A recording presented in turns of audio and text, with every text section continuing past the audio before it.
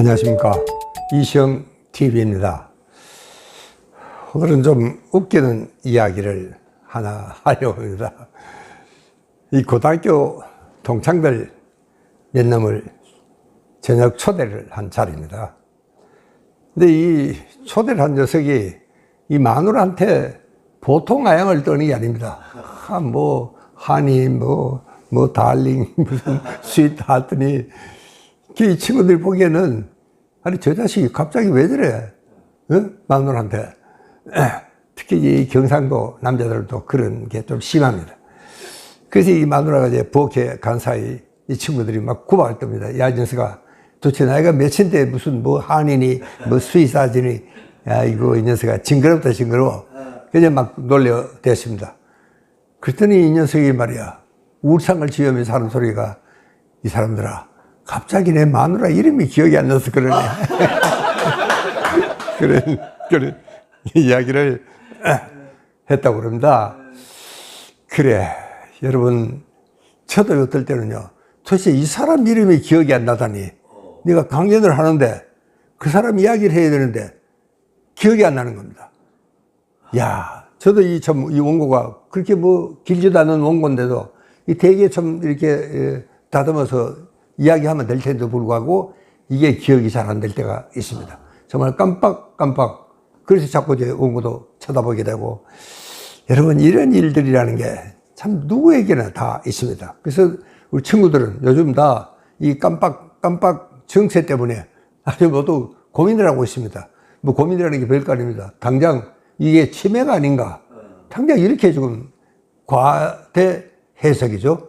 이러니까 정말 참 이게 치매는 아닌지 걱정이 될 수밖에 없는 것이 이제 이 참 나이 든 친구들의 공통적인 아마 고민이 아닌가 그런 생각을 합니다.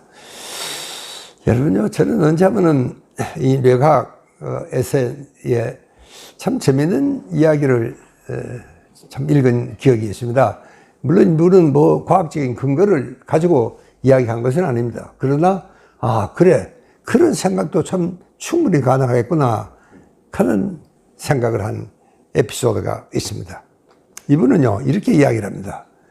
우리 머리는 기억력에는 용량의 한계가 있다. 무한으로 기억이 되는 게 아니다.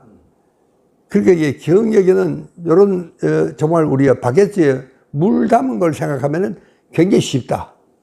그게 이게 딱 일정하게 돼 있어서 여기 더 부으면 이제 넘쳐나오는 이런 지경입니다. 그러니까 이 친구 이야기는 그렇게 바게트에는 약간 구멍이 나는 게 좋다는 겁니다. 그래서 물이 조금씩 새나가야지, 그래야지 새로운 기억이 들어설 자리가 생긴다. 그런 이야기입니다. 이거 원래 생각하기에 참 그럴듯하지 않습니까? 상당히 논리적이야. 그러니까 이 기억이 안 난다는 건 사실 그렇게 중요하지 않는 겁니다. 아까 그 친구처럼 마누라 이름까지도 기억이 안 나면 그건 참 곤란하겠지만, 그러나 대체로 기억이 안 난다는 것은 안 나도 괜찮은 그런 사건들이 대부분이라는 겁니다. 그래야지 쓸데없는 기억은 좀 나가고, 그래야지 새로운 기억이 들어온다는 겁니다. 그래서 참 깜빡하는 증상이라는 것은 어쩌면은 내게 새로운 지식이 생겼다, 이렇게 생각을 해야 된다. 이 친구 이야기는 그렇습니다. 그 참 굉장히 중요한 그런 이야기 같습니다. 그러니까 이 바게트에 물이 약간의 구멍이 나 있어가지고 거기 쫄쫄쫄 좀 흘러야지. 그 다음에 이제 새로운 기억이 들어와서 이 우리 머리는 항상 새롭고 신선한 기억으로 가득 차고 새로운 지식이 우리 머릿속으로 들어올 수가 있다. 그래서 항상 좀 비워놔야 된다. 그런 그 이야기입니다. 여러분, 최근에는요, 그러한 그 뇌신경 회로의 그 가설이 상당히 설득력을 얻고 있습니다. 이게 그냥 하는 에세이가 아니고 이게 정말 그렇다는 것이 증명이 되고 있다. 이런 이야기입니다. 자, 그러니까 여러분, 우리가 참 이 헌 웅더이처럼 아무런 변화도 안 일어나고 새로운 기억도 안 들어오고 물이 새 나가지도 안 하고 마치 참 헌 웅더이 같은 그런 머리로 가지고는 아무것도 할 수가 없다는 겁니다.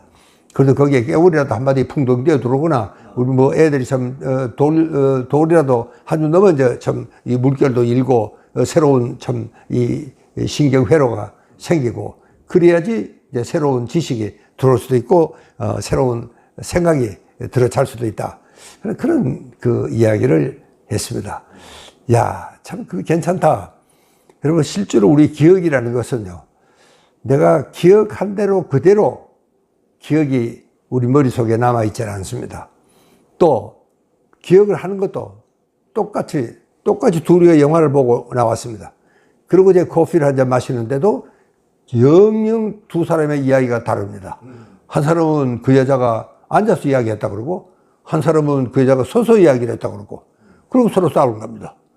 여러분, 누가 맞았는지는 모르죠. 그러나 확실히 그런 일은 우리가 흔히 경험하는 겁니다. 그럼 왜 그렇게 됐느냐?